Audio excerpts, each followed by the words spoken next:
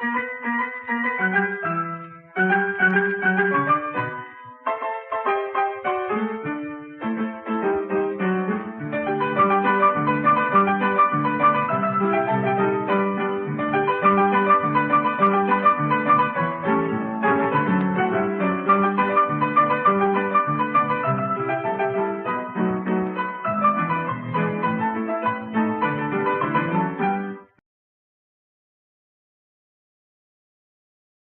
gosh, this is normally the part where the president stands up and welcomes everybody. Welcome to the museum.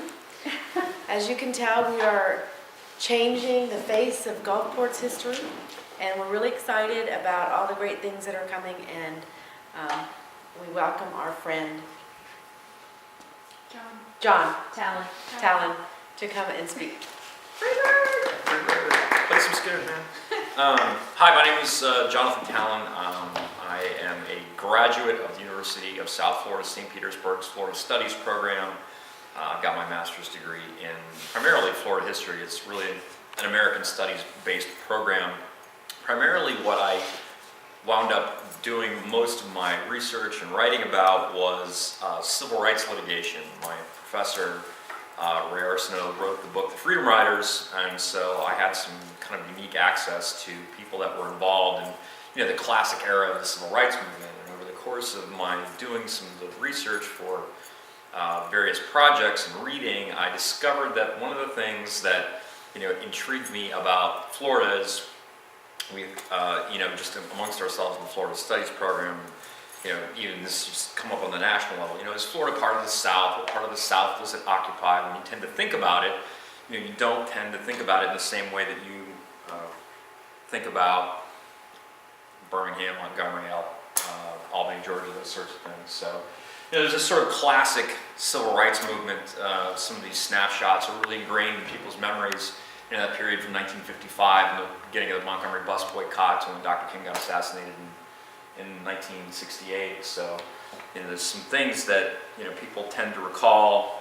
It's obviously a very young, dapper Dr. King standing in front of one of the buses in Montgomery, which was kind of the kickoff of his career. And the interesting story about that is I think he got that job because the powers that be in the Montgomery Civil Rights Movement thought, well, this thing blows up, at least this kid's going to get it, and we'll stay clean. A couple of years later, he wins the Nobel Peace Prize. So, Dr. King talking to a mass congregation at the church in Montgomery. These things are very familiar. Mrs. Parks on the bus after the bus boycott was over, a very iconic photograph that was in Time magazine. There's other familiar images. The students at North Carolina A&T desegregate the lunch counters in Greensboro and kind of organized their own movement using some of the old movement veterans like Ella Baker and the Highland School. And obviously there's some violence associated with some of these episodes, and it gets certainly more pronounced and more pernicious as the movement gains steam. The Freedom Rides, the first wave of it, actually got stopped after they left Washington, D.C. There's a great Chuck Berry song that he wrote. Chuck Berry wrote this song called The Promised Land while he was in prison, serving time for the Mann Act. He had transported an underage young lady over the state lines, and it was actually an anti-slavery clause that was a holdover from the prior century. But there have been two people that actually did time for violating the Mann Act of the 20th century. One of them was Chuck Berry, and the other one was a gentleman in South Florida who was illegally bringing workers into the country. So while Chuck was in prison, a lot of the stuff was happening. So he wrote that song "Promised Land," which plays very prominently in the movie Men in Black, in case you haven't seen it or heard the song before. But there's a couple of lyrics that Elvis leaves out of that song that let you kind of know, we had trouble in Rock Hill, which is the first place you can see Rock Hill, South Carolina. Congressman John Lewis got beat up by some Klansmen there, and very famously had a confrontation with the Klansmen on the Oprah Winfrey Show when they brought all the Freedom Riders back together. Bus gets bombed just outside of Anniston, Alabama. The Hound broke down and left us all stranded in downtown Birmingham. Chuck's referring to that incident there. This is one of my favorite slides in the whole thing. So the Freedom Rides stop the growing folks that had started this movement in the District of Columbia. Just said this is too dangerous, we can't do this, and of course along comes Diane Nash and the Student Nonviolent Coordinating Committee, and they picked the rides up from there and ended up helping to desegregate the buses in the South. So down in the bottom corner, there's a rather famous exchange between John Siegenthaler, who is the primary agent for the USA Today, was one of their first editors, and Robert Kennedy. Mr. Siegenthaler worked for Bobby Kennedy, and there was a conversation about when the Freedom Rides get picked back up. This is really embarrassing for the Kennedy administration. They were kind of reticent to get involved in this or cause any upheaval. They had midterm elections coming up, and so Robert Kennedy says to John Siegenthaler over the phone, because he's dispatched Mr. Siegenthaler to go down and see what's going on, who in the hell is Diane Nash? Well, it's Diane Nash right in the middle there. She's a Catholic girl from Chicago that was going to college in the South and had organized the Student Nonviolent Coordinating Committee. The group had decided to elect Marion Barry, yes, that Marion Barry, as their first president, but really Diane and later her husband, Reverend James Bevel, were kind of behind the brains behind the operation. And Diane's sort of force of personality, if you've ever had the opportunity to see her speak, is really pretty pronounced. So, you know, amongst civil rights historians, Diane is one of our favorite people. Can I ask a question? Yes, ma'am. Is the gentleman to her left somebody we should know? He looks really familiar. That is, I believe, it's either, I think it's Fred Shuttlesworth, I think, like one of Dr. King's lieutenants. So with March on Washington in 1963, Jobs Now, you know, this is a really huge event. Obviously, you know, the big portion of this is Dr. King on the Washington Mall. You know, the interesting thing about that is nobody wanted to go on after Dr. King. So they put him on last, and just by happenstance, while all these people congregated there, the three major networks, this is way before cable, so it was only the three, ABC, CBS, and NBC. So the truck showed up, and of course we all like great footage of Dr. King talking about, you know, the uncashed check and launching into the I Have a Dream speech. The interesting thing about that is, you know, if you read the entire transcript of Dr. King's speech, you know, he's talking about how, you know, he's kind of taking white America, black America to task. You know, we were promised some things, they haven't been delivered, our checks have been returned insufficient funds, you know, and kind of scolding the black audience. You know, we really need to push this a little harder and you know, get what we, you know, are after. And he's kind of losing the audience a little bit, and then Mahalia Jackson's sitting on the platform, and she says, "Tell him about the Dream Martin." And so he's delivered this speech a number of times before, but you know, never in front of a mass audience, never that many people, never on national television. It was the first time, really, that sort of you know, black Southern preacher cadence got out. And of course, you know, if you want to talk about one of the, you know, transformative speeches in American history, that would certainly be, you know, at least in the top three, if not number one. And so, if any of you have seen the movie Selma, this is 1965, really the high watermark of what we consider the classic civil rights era. You know, there was a really disparate core of people that got involved. You had Student Nonviolent Coordinating Committee. You've got the old SCLC Guard. A lot of interfaith organizations involved in that, and you get to, they really, if you've seen the movie Selma, Dr. King delivers, you know, the actor portraying him delivers that speech at the end. Well, they weren't quite sure that they were going to get what they wanted, so the speech is a little bit kind of, you know, there's a brighter day, you know, this will be, and of course you get the Civil Rights Act, the Voting Rights Act out of the Selma to Montgomery March. I've had the good fortune to walk across the Edmund Pettus Bridge twice as part of a summer studies group. And then, of course, you know, the classic civil rights era that we tend to think of, you know, ends in Memphis, Tennessee, at the Lorraine Motel. if you get the opportunity to go to Memphis and do the National Civil Rights Museum, you know, the tour kind of winds itself through what's left of the Lorraine and lands you literally on the spot where Dr. King was killed. So it's certainly a very powerful experience and something I would recommend for you. So, so how does that all loop back to, you know, how does Florida fit into this, you know, bigger civil rights narrative or into Southern history?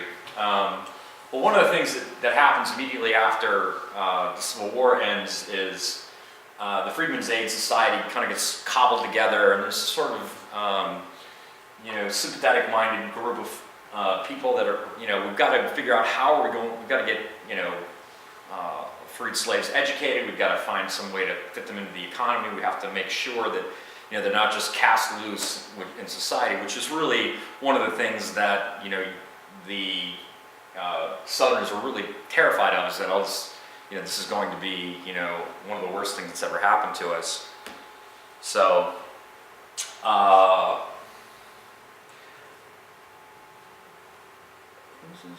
Oliver Otis Howard, I'm sorry. So that's Oliver Otis Howard, yeah, that Howard University. So Howard was actually a really good general, he's an incredible strategic thinker, and he gets put in charge of this educational effort, and one of the things he runs into is he realizes that the people in the South are pretty fixed in their position about how they feel about black folks, and so they're not going to change their minds. So he carves some money out and founds Howard University, which later begets the really great legal minds that come out of the law college there. So this is kind of an interesting sidebar here, but so the first Secretary of State after the Civil War ends is Jonathan Gibbs.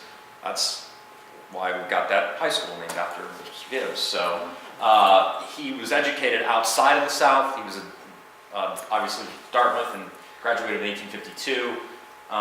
You know, he's you know, part of the church movement, the abolitionist movement in the North, and so he has this very beautiful speech the day after the Emancipation Proclamation gets signed. So you know, you can see, you know, he's obviously, you know, you look at him, he's kind of a dapper individual and, you know, well educated and clearly knew how to speak. This is one of the, I think, maybe great lost speeches. It is available online, and in fact, really the title is "The Morning Dawn." So he's talking about how, you know, we've come through this sort of long, terrible night, and that, you know, there's hope for a brighter future. Unfortunately, he died under rather mysterious circumstances while he was in office, and there was some rumors that he had in fact been poisoned by some of the Southerners and Floridians who were not happy about him having such a high cabinet post. So the NAACP gets started in 1909, and, you know, this is one of these kind of watershed moments where, you know, you've got this sort of coordinated effort to, okay, now we're really going to try and push to, you know, get the due process, just treatment under the law, and out of that moment you get this legal effort. So this is part of what this is what we're talking about today. This is kind of I told you that story so I could tell you this one. So the NAACP legal effort, and one of the things that they were really animated about was trying to make sure that, you know, these four areas particularly were afforded to recently freed African Americans, and they had the ability to, you know, get due process under the law, these restrictive covenants, residential segregation and suffrage. And this just isn't in the South, this is all over the country. One of the really watershed cases about residential segregation is actually in San Francisco. And so they get the windfall, the NAACP legal arm gets some money from a gentleman named Garland, who was kind of a communist-leaning, and again, you know, we're talking about communists in the 1920s. We're talking about real left of center folks, not communists like we think about the Big Red Machine playing the American hockey team in the 1980s, so, or anything that's going on now. So Charles Garland, he didn't want the money that his father had gotten on Wall Street. This is before the crash. So he donates $2 million to the NAACP and a bunch of other causes. In fact, the Garland Fund funded a number of union organizations and activities. And so Roger Baldwin, who becomes the director for the ACLU, is on the committee that's going to oversee how the distribution of the funds. And there are a couple other folks. One of the members of the committee that's overseeing the Garland Fund is James Weldon Johnson, who is a Jacksonville native. He's a Florida guy. He also wrote the song "Lift Every Voice and Sing," which is essentially the Negro national anthem. In fact, I was at a Pinellas Urban League event today and sang that song before the event got going. So James Weldon Johnson is a really interesting guy. He wrote a tremendous book called Autobiography of the Next Colored Man, from the point of view of somebody that's passing in society. So excellent book. He's also a poet. He was really one of the really interesting people, around during the Harlem Renaissance, and you can kind of see, kind of where his thoughts are at. And so the reason I put this quote up there, "He bears the fury of the storm, as does the willow tree." This comes back, this idea of bearing the storm comes back around when we start talking about the primary point of emphasis today. This is Walter White, no, not the Walter White from Breaking Bad. This is actually Walter White, who was part of the NAACP Legal Defense Fund. The interesting thing about Walter is he is a descendant of William Henry Harrison, the President of the United States. He is mixed parentage and could pass as white, and was one of the reasons that he became involved in the Legal Defense Fund was they sent him into the South, and he barely survived a couple of times when people found out he was in fact African American. But as you can see from his quote there, there's nothing in my mind and heart which tempts me to think of. So very influential in the creation of the NAACP. That's Roger Baldwin. Real fiery character. He was really passionate about the communist ideology, mostly from a labor organization standpoint, not the sort of, again, sneering Bonneville and kind of communism. So, again, created and helped run the ACLU for a number of years. So they take $8,000 of this Garland Fund money, and the NAACP is trying to figure out exactly how they're going to attack this segregation problem and the separate but equal doctrine. So again, we're kind of getting a little ahead of ourselves, but this ultimately the goal is to refute Plessy v. Ferguson, which is the separate but equal doctrine. So they hire Nathan Margold, who was a lawyer from Southern District of New York. So Margold comes up with this plan. What we're going to do is we're going to figure out how to find the dual school systems and attack them as separate and unequal. Plessy says, obviously, you can do them separately, but if they're equal, then great. But obviously, as we know, they were not, in fact, equal at all. So that is Hamilton Houston, Charles Hamilton Houston. He is a man, as we see here, who killed Jim Crow, and his protege and his best lieutenant was Thurgood Marshall. So one of the things that happens to Charles Hamilton Houston is, he goes to fight in World War I, beat the Germans back, and he comes back, and then of course there's why did I fight for American freedom? I'm not free. So he gets through law school, and then goes on to much greater things later. This, of course, is the man himself, Mr. Thurgood Marshall, Justice Marshall. Marshall's legal strategy, and those of you that haven't had the opportunity to read any of his books or read a little bit about Marshall, he was a brilliant lawyer, a brilliant tactician. Houston and Marshall took Margold's plan, and it was kind of like they had sort of designed the Tampa 2 defense, and then these guys went out and ran it. And Marshall's a legitimate rock star. If you haven't had the opportunity to read Devil in the Grove by Gilbert King, sort of details Marshall roaming around the South, particularly in Florida. It's very dangerous for a lawyer to be doing what they were doing, much less a black lawyer and being by himself. So this is an excellent book and won a Pulitzer just recently. I had the opportunity to speak with Mr. King at the last Tampa Bay Times Book Festival.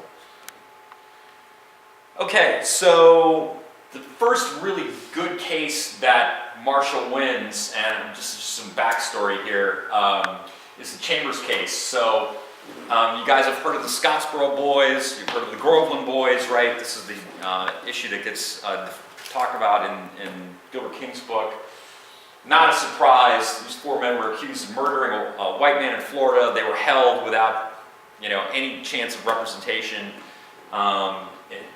in Pompano Beach, and so Marshall takes on this case and he wins. They got the convictions thrown out, and these guys were freed. So this is a big deal. This is what later leads to the Miranda case, right? It's Miranda v. Arizona. So that's that whole, you have the right to remain silent. Anything you say can will be used against you in a court of law. So the way that the law works is it tends not to function in a vacuum. You have to sort of layer things on top of one another in order to get where you want to go. This case is kind of important, and I'll just loop back real quick, but this is Murray v. Maryland. Donald Murray was an African-American who sought to get into the graduate schools, and this is way before the NAACP case, Brown v. Board of Education, because their thought was, well, we'll integrate the professional schools, so we'll do the nursing colleges, we'll do the law colleges, we'll do the medical schools, and that won't be so bad, because if we talk about putting people's children together, then you get kind of what you got, especially, you saw what happened, Eisenhower did dispatch the National Guard to Little Rock.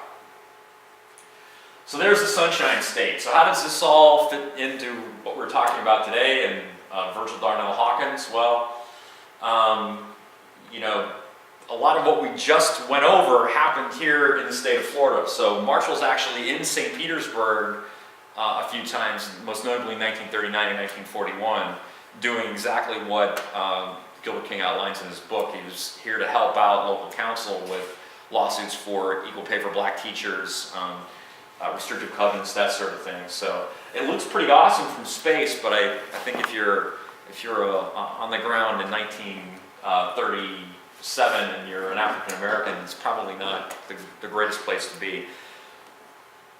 So one of the things that happens is right after the 1920 election, there's a huge outmigration of black Americans. There was a real thought, you've heard of the Juneteenth celebration, there was a real thought that, they had organized the Juneteenth in the Panhandle, and that it was really going to change the voting rights and the voting process in the state of Florida. So that celebration in 1919 was supposed to roll into the 1920 election, and what ended up happening is the Klan gets reactivated. So you see the Klan, the Klan's kind of always there, it just disappears and rises. It'll come back around again in the 1950s when there's buses to be bombed and that sort of thing, but the Klan never really goes away. So 1920 election rolls around, and you think it, if you looked at it again in 1955, looked very similar. There was, churches that were bombed, Knights of Pythias houses that were bombed, that sort of thing. So Florida's leading the nation per capita in lynching killings. The top 3 were Mississippi and Georgia and Florida, and because there's not that many people here in Florida, so on a per capita basis, the Floridians are doing a really good job, white Floridians are doing a really good job from 1910 to 1940, committing really terrible violence. And you've had some really interesting people in the state of Florida. This is Noah Griffin. He was the principal at Gibbs High. He helped organize the Florida State Teachers Association, sue for equal pay in the 1930s and 40s. Really interesting sort of guy. But one of the things that ties all this stuff together is there's a lot of litigation, right? Where we're using this sort of least democratic, arm of the government to get what we need to get, you know, as far as equality goes. Nobody, I think, is voluntarily going to go and say, oh, hey, this is great, let's all just, you know, we'll just integrate the schools, everybody will be cool with that. So you really have to have some enforcement, and that's why Charles Hamilton Houston and Thurgood Marshall are so important. And then you've got Harry Moore. So, and this is the dangerous part of this. So Harry Moore was a really active, progressive Voters League registrant. He was the secretary for the NAACP. And this is pre-Dr. King, so this notion of nonviolent resistance hadn't really come up. Harry was not a nonviolent guy. He routinely had himself armed because, you know, if you're out in Mims, Florida, you know, in 1937 registering black voters on the road, you're probably going to need to have some protection with you because it can and did get very violent. Harry, of course, and his wife their home was bombed on Christmas Eve in 1951, and they were both killed, really making them one of the real sort of early civil rights activists that got killed. Unfortunately, the Civil Rights Monument outside the Southern Poverty Law Center chose that 1955 as sort of a cutoff date or kickoff date, so Harry's not included in there, but there's still a remembrance celebration for him every year out in Mims. So this is Virgil Darnell Hawkins, so that's really what we're going to talk about today. Virgil Hawkins was a native of Jasper, Florida. He grew up in a kind of working class family. His father was a preacher, and one of the things that happened to Virgil at a very young age was that, you know, he saw his father comforting, you know, people. There's sons and husbands that had been arrested and never to be seen from again, or you know, were tried and sent to jail over very petty crimes. And so he, as a very young man, he determined that he was going to become a lawyer. And that was really his overriding goal. He was born in 1906, so you know, he really saw, you know, the century as it turned into what it turned into. So Virgil goes, you know, to do all the things that African Americans had to do to survive. He worked at a turpentine camp, which I don't know, I really don't even know how that goes, but it sounds really like an awful job. He winds up becoming a professor and a teacher at Florida A&M. And so one of the things that he gets involved in on the NAACP side of things is he's amongst a group of 9 people who decide they're going to sue to integrate the graduate schools at the University of Florida in 1948. Now, again, this is post-World War II, so the school population there has expanded quite a bit with the GI Bill and the GIs coming back from the war, and so the NAACP group decided that, you know, this was a good time to try and attack this. And again, we'll integrate the adults first and then worry about the other stuff later. So the lawsuit process starts in 1948 and doesn't end until 1958. And the only person that's left at the end of it is Virgil Hawkins. So Virgil becomes the object to which the Florida Bar Association in the 1940s and 1950s, the State Board of Control, which ran the universities, and the state of Florida itself, through various gubernatorial administrations. He's the pebble in the shoe. He's the fly in the ointment. He's the monkey in the wrench.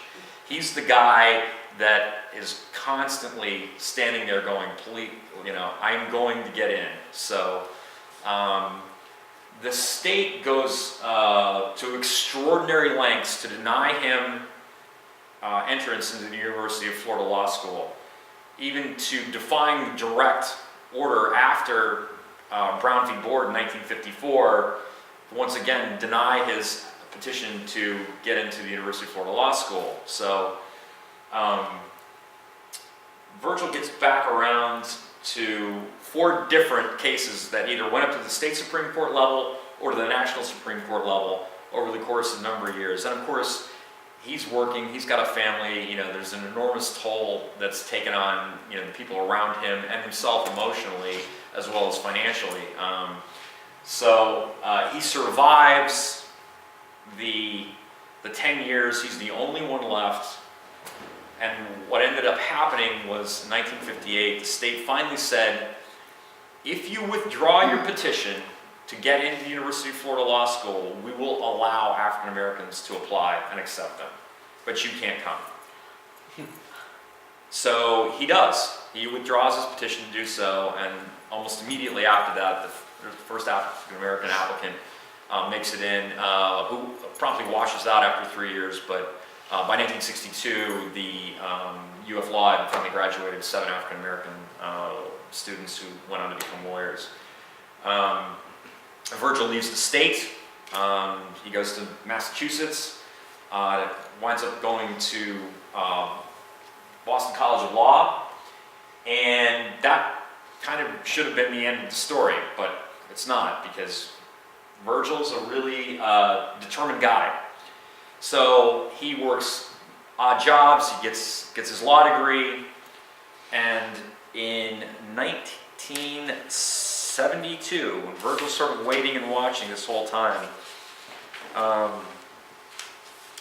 there was a ruling that came down from the state Supreme Court that allowed a gentleman named Ben Irvin, whose brother was Richard Irvin, the then Attorney General of the state of Florida.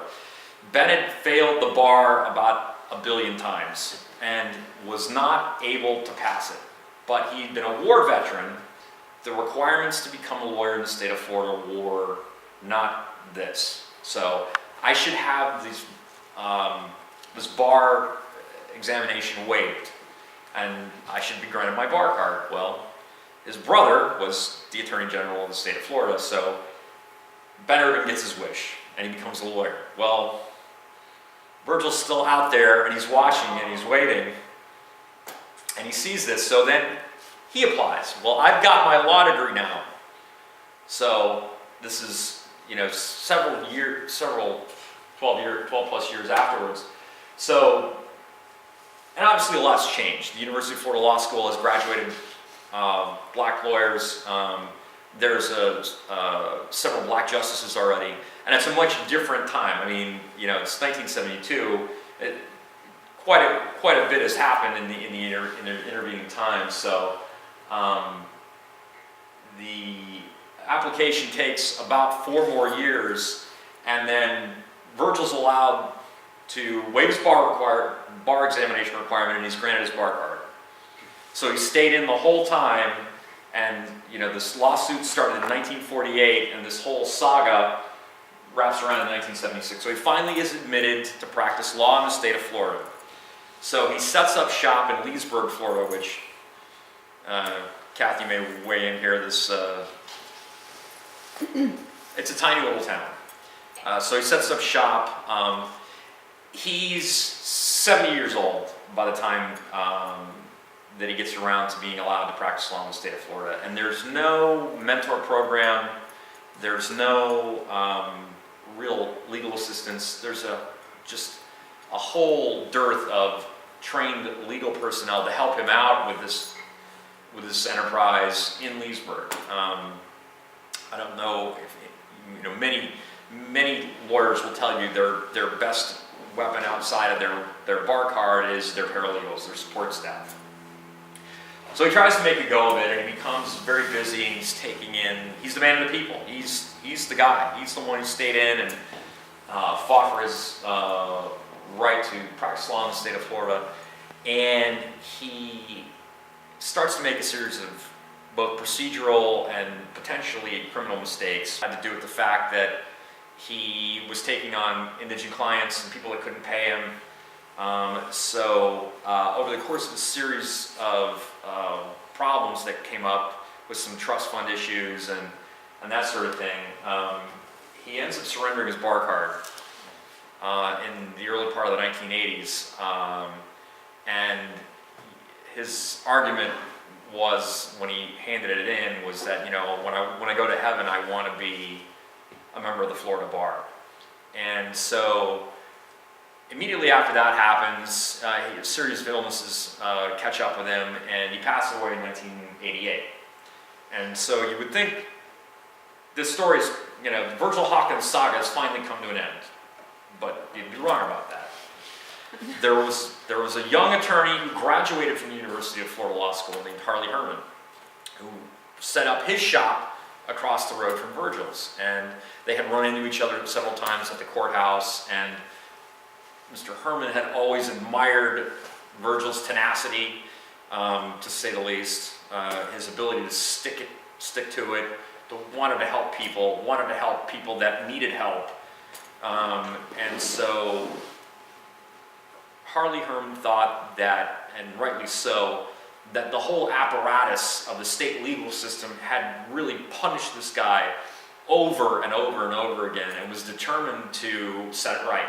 So he filed a petition with the state Supreme Court to get him reinstated. And one of the arguments that he makes is, if he had lived, because he surrendered his bar card and you didn't take it away from him, he would have been eligible for reinstatement. And his goal to have, get into heaven being a member of the Florida bar would have come true.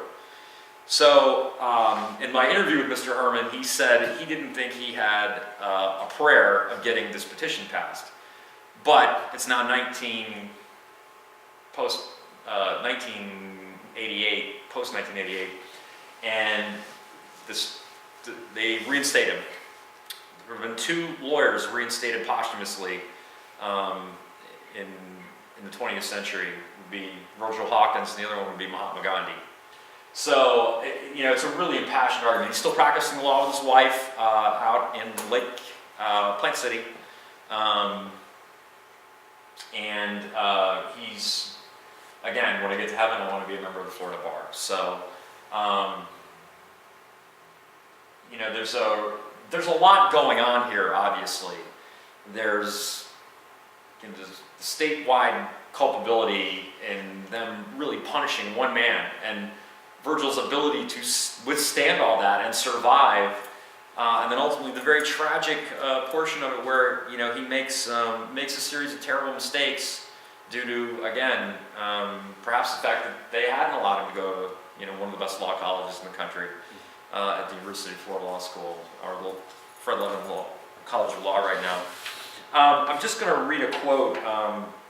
Al Burt, the legendary newspaper reporter from the Miami Herald, who really kind of set the bar as far as finding things in Florida and talking to people, interviewed Mr. Hawkins in 1979. So he's still practicing law at this point. And the title of the article is "Bending with the Wind: A Lesson in Survival." And I think the quote here is, he was not a gunfighter who sought one dramatic showdown to decide whether he would live free or die. He has the patient courage, the kind easily misunderstood. He became free by inches, demanding year after year after year what was his, and finally winning.